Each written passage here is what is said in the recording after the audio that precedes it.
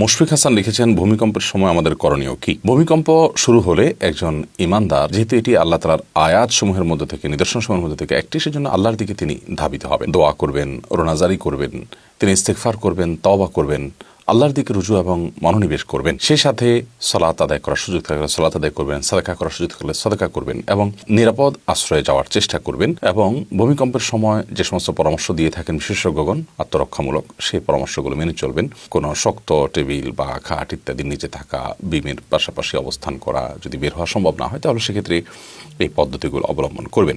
সেই সাথে আল্লাহ তাআলার জিকির ইত্যাদি নেক আমলগুলো করবেন অব্যাহত গতিতে। নবী করিম সাল্লাল্লাহু আলাইহি ওয়াসাল্লাম যখন এরকম কোনো ঝড় বাতাস তিনি দেখতে পেতেন, তখন তিনি আল্লাহর কাছে পানাহ চাইতেন যে, আল্লাহ, এই ঝড় বাতাসের কল্যাণ আপনার কাছে আমরা চাই, এর অকল্যাণ থেকে আমরা আপনার কাছে পানাহ চাই। অতএব ইমানদার যে কোনো মুহূর্তেই এ ধরনের পরিস্থিতিতে আল্লাহর দিকে আরও বেশি আমাদেরকে রুজু হতে হবে। ইনশাআল্লাহ বিদিনা আল্লাহ তাআলাই আমাদেরকে হেফাজত করবেন এবং রক্ষা করবেন।